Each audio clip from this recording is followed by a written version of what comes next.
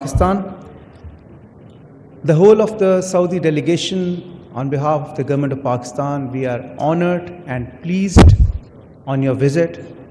And Pakistan is known for its hospitality. And of course, now you know the other side, which is the investment opportunities, the investment potential that our great country has to offer to the world. I would now like to call upon His Excellency Mr. Khalid bin Abdulaziz Al Faleh, the Minister of Investment, Kingdom of Saudi Arabia, to kindly come up and address this august gathering. Ladies and gentlemen, please welcome His Excellency Khalid bin Abdulaziz Al Faleh, the Minister of Investment, Kingdom of Saudi Arabia. Excellency.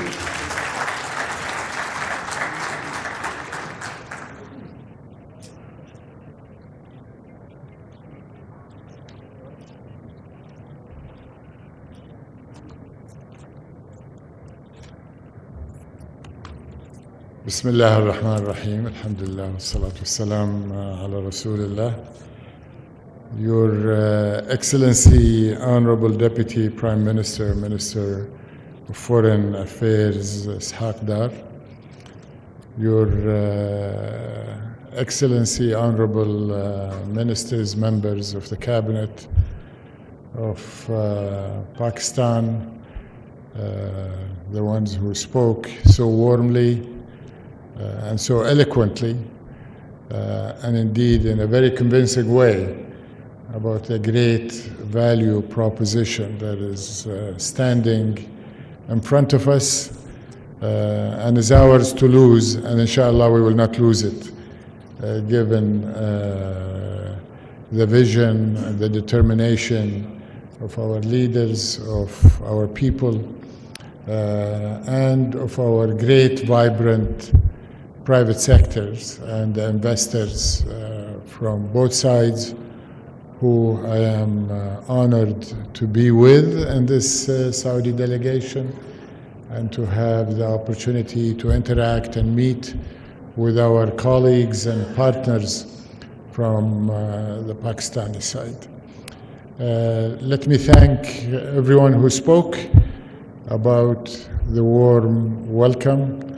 And I can tell you, we felt the warmth of the Pakistani friendship. We felt the bond just as the door of our airplane opened last night, before we felt even the warmth of the air of Pakistan.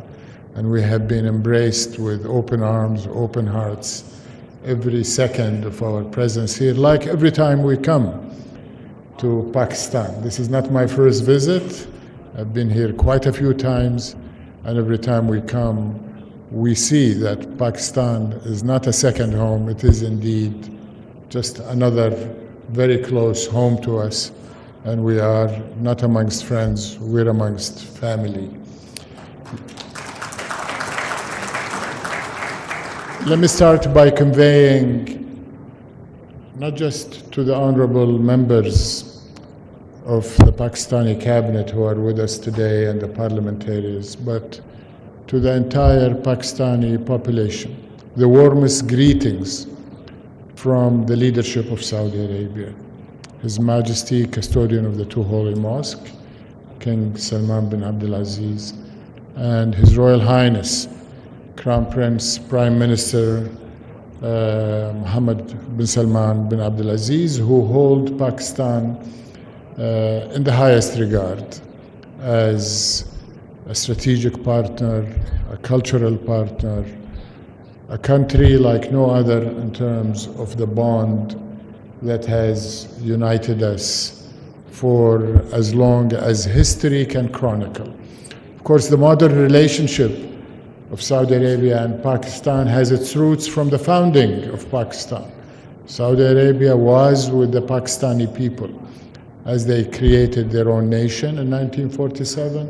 And soon after that, we entered into a treaty of partnership in 1951. So very soon we will be marking 75 years since the entry into that treaty. But Saudi Arabia and Pakistan need no agreements, no treaties. We are united, we are bonded, we are connected. Our Islamic relationship and our spiritual relationship have been created 1400 years ago with the advent of Islam, and the Muslim people in this region were one of the first to enter into Islam, and all of us studied early in our childhood how the people of the Sindh Valley embraced Islam so passionately, and we continue to see it. We see it in Saudi Arabia with over 2.5 million Pakistanis who are supporting our country, who are making Saudi Arabia tick with their contribution in every aspect of our economy and our society. We see it in over 160,000 Pakistanis who participate every year in Hajj. We see it in over 1.8 million people who travel to Saudi Arabia for Umrah every year, and in a way fuel that bond that unites our people. I am grateful that after our arrival last night, we saw that warmth and that bond and that reception from the top of the leadership of Pakistan. The Honorable President of Pakistan, Asif Ali Zardari, who is traveling today to a foreign destination, insisted on receiving us late in the evening last night and spent a good amount of time impressing on us his own personal belief and commitment to the relationship between Saudi Arabia and Pakistan, and that Pakistan is always there for Saudi, and that he sees the potential, the complementarity, the synergies, the great value proposition that each of our country makes available to each other if only we would realize it. And he called on all of us today to work towards that common objective. We spent a good amount of time with the Honorable Chief of the Army Staff General Sayyid Asim Munir Shah, and he spoke also from the heart, as well as from the mind, as well as expressing in numbers that are very, very compelling what the value proposition to the Saudi private sector from partnering with Pakistan. And he expressed his commitment that he will see to it that all matters of red tape will indeed be replaced with a red carpet treatment for Saudi investment. And he recalled how he and Crown Prince Mohammed bin Salman saw to it to create this special one-stop shop, special single window,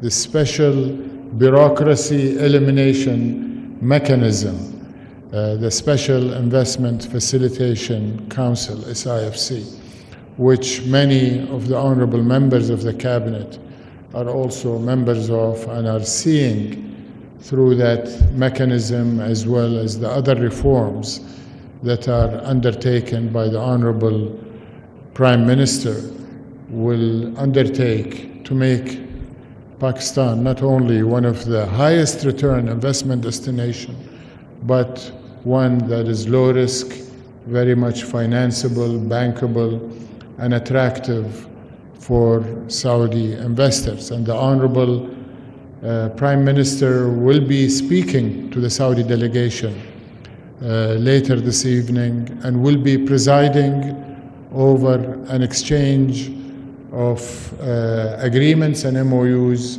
totaling 27 that will be signed throughout the day. Many of them have already been negotiated and agreed and will be announced today, over $2 billion.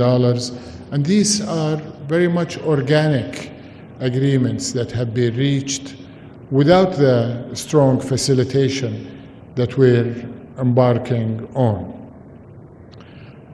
I'm happy to hear what the ministers have said. I'm happy about the efforts of the Ministry of Commerce and its commitment to increase the trade. Trade between Saudi Arabia and Pakistan has already increased significantly by 80%, from $3 billion in 2019, $3 billion US dollars, to $5.4 US dollars. We are also reasonably encouraged by the number of Pakistani investment licenses that have also more than doubled in the last couple of years, reaching 2,000 Pakistani investors in Saudi Arabia.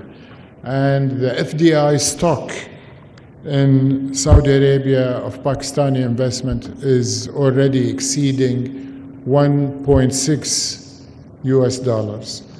We are committed to and extremely encouraged by the announcement by His Royal Highness the Crown Prince committing the front end of Saudi investment into Pakistan, which is $5 billion. This was announced during the visit of the Honorable Pakistani Prime Minister when he, Shahbaz Sharif, when he visited a week or two after he was appointed in his role after the election.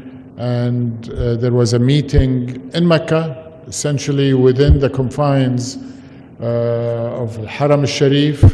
Honorable Finance Minister and others were there wearing their ihram thobes, and I was also honored to be there, and we saw the warmth, the mutual commitment from both leaders, and that what I call the front end of Saudi investment was committed. And of course the PIF has a leading role. I am glad that we have the PIF represented with us in strength here in this delegation, not only representing the PIF, but also bringing many of the PIF portfolio companies, which is going to be spearheading the Saudi investments, including Aqua, including Aqua Power and renewable energy, including Manara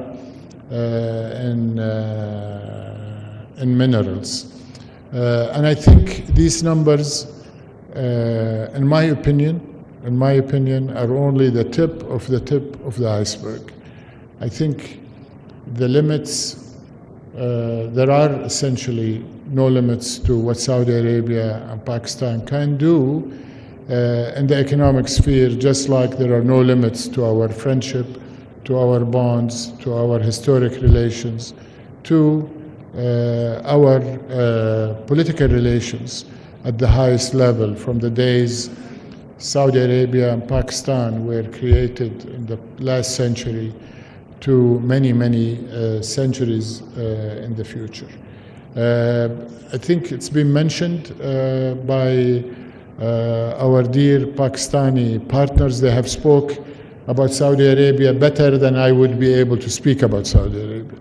And that again illustrates the kind of bond and complementarity that we have together. But let me say that Vision 2030 is not only doing well, it's actually ahead of schedule, and we're moving to start thinking about the next phase of envisioning the future. And the future of Saudi Arabia is going to be one of prosperity, it's going to be one of empowerment of the people of Saudi Arabia, empowerment of our private sector and our companies, of which we are very, very proud, and many of them are with us today, over 50 companies that have been breaking their schedules and their commitments elsewhere to be in this delegation, to be here in Pakistan this week. But Vision 2030, and this is the key point about Vision 2030, I want to say, is also about extending our prosperity to our partners and to our friends and to the countries that we need as much as they need us. Because no single country, no matter how rich, no matter how strong financially, can compete in the global world we live in today. You need demographics, you need large markets, you need human resources, in addition to capital. And Pakistan and Saudi Arabia together provide that complementarity, provide that scale, but you also need geographic reach, and we see that Pakistan is uniquely positioned geographically with your location extending from the Arabian Sea all the way into the heart of Asia, Central Asia, China, all of the Caspian countries are markets and resources that are available to Saudi investors to reach through partnering with our Pakistani friends. In terms of what we can do together, I think first and foremost, we want to support Pakistan continuing on its economic stabilization. Without Pakistan reaching its economic stability, it's very difficult to do things together. What has been done in the short period, the last 2 years, is quite impressive, Your Excellency, Minister of Finance.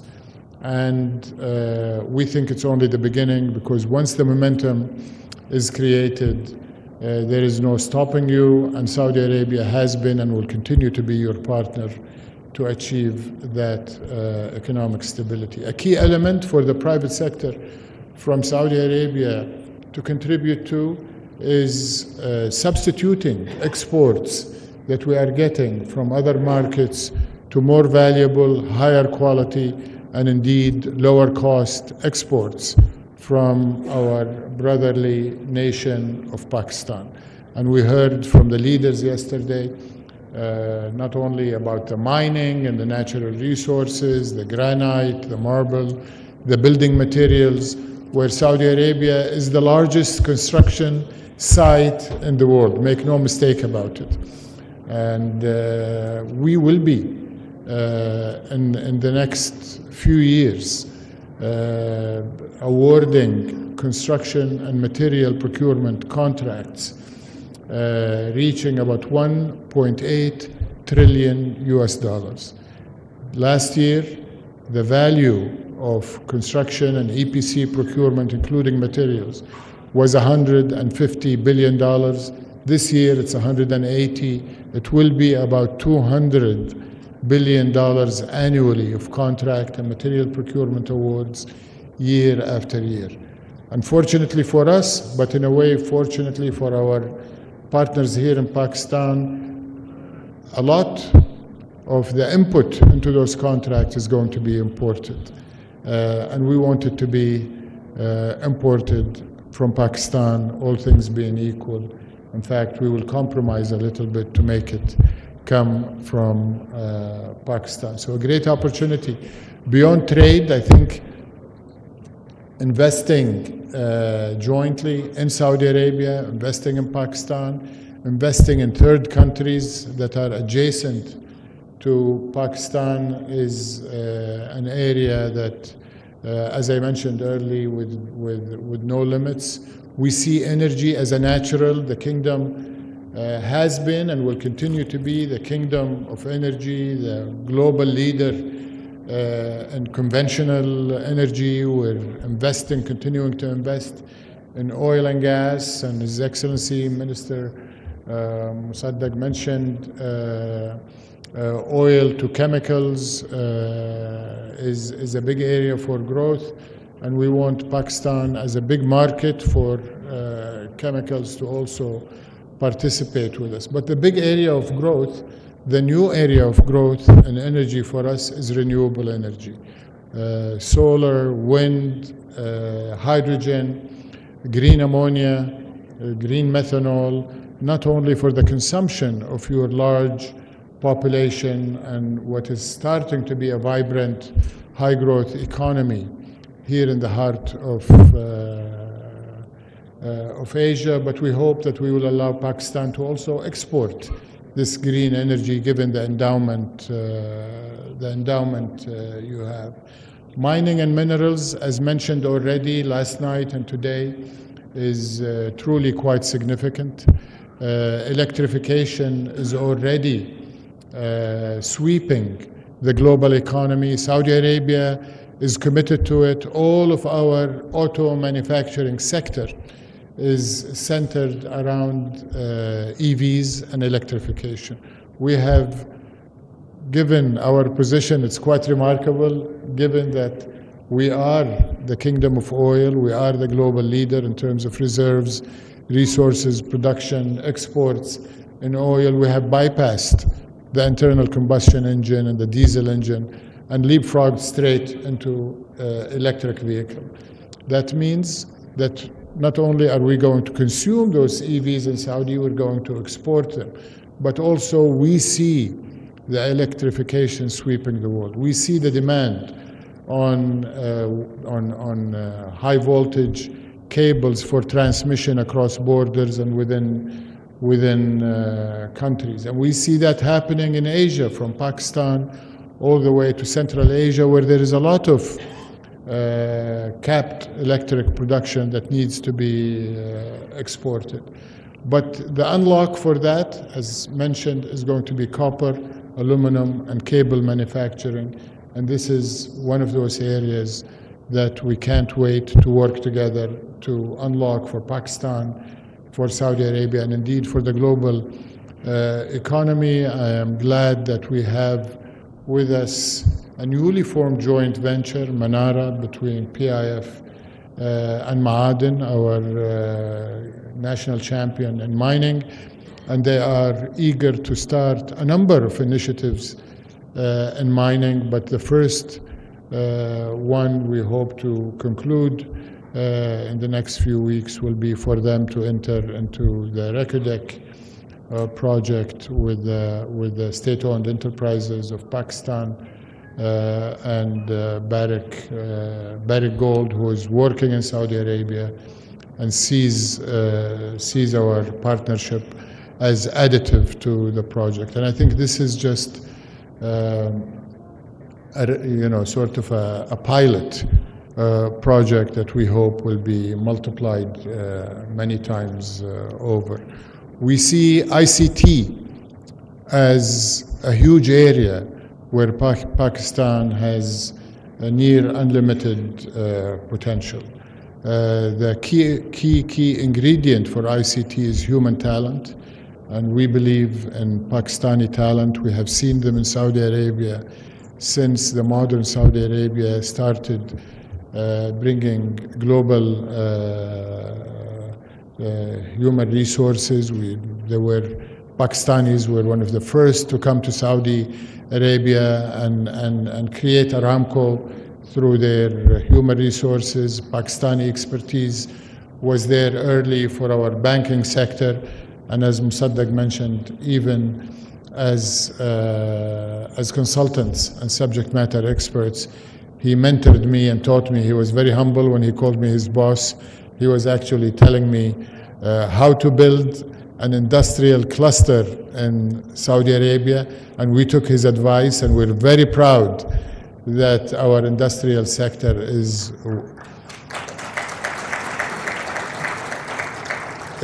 one of the fastest growing, the most competitive, certainly in the region, and we aspire for it to be a global manufacturing and industrial powerhouse in Saudi Arabia. We're looking to make Saudi Arabia the hub for global supply chain resilience, not just to meet domestic and regional, but global. And we want to do that by leveraging what you have in Pakistan. And I talked about mining, I talked about energy. We certainly want to leverage your human resources and your ICT sector.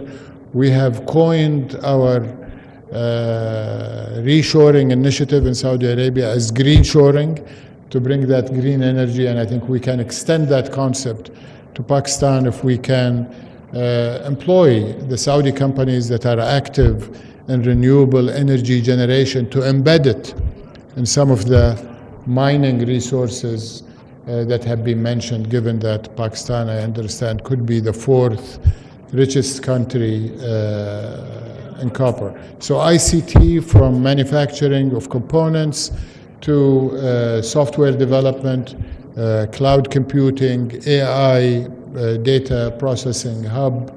Of course, food security has been brought to the fore with the recent conflict in Europe. The Russia-Ukraine war, I think, reminded the rest of the world that food security is a global issue.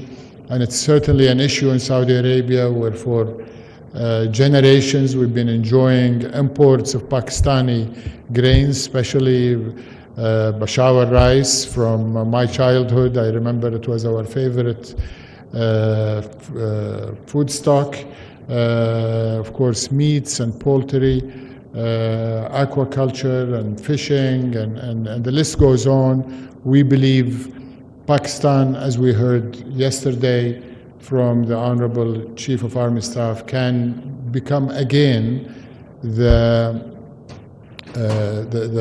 hub for global food security, not just for the Arabian Peninsula. Saudi Arabia is investing heavily in global acquisition and global direct investment from Latin America to Europe, Ukraine, Africa, and we're investing, of course, in South Asia and Central Asia, and we would love for Pakistan to be a key hub for agriculture, food processing, value add, and export to third countries.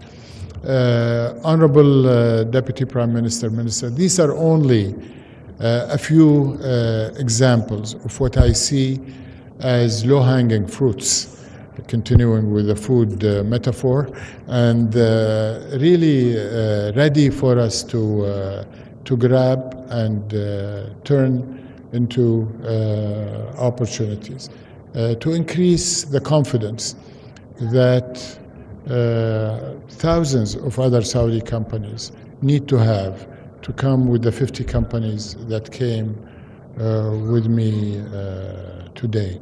And we need to also create a highway that brings the great capabilities of Pakistan and the Pakistani people to continue what they are doing in Saudi Arabia, not only contributing to the Saudi Arabia of the future that we're building with Vision 2030, with their human talent, but also to bring the capability of Pakistani enterprises. And for them, from both sides, I can tell you in no uncertain terms, and I've heard it repeatedly from the leadership, from my boss, from the leadership of Pakistan last night, and the Prime Minister during his visits to Saudi Arabia in March and in May when he came for the World Economic Forum special meeting. Both governments are committed to allow, to permit, to facilitate for the private sector to take its due position as the locomotive that will be pulling both economies, both governments, both leaders, everybody on the government side of both nations sees that the private sector is the driver of our respective economies today, and certainly will be more so in the future. So you can count on us to be right there with you, behind you, supporting you to make the opportunities that are right there for you to grab. And once again, I say there is no limit. The sky is the only limit to what we can do together. So thank you, Your Excellencies. Thank you, ladies and gentlemen.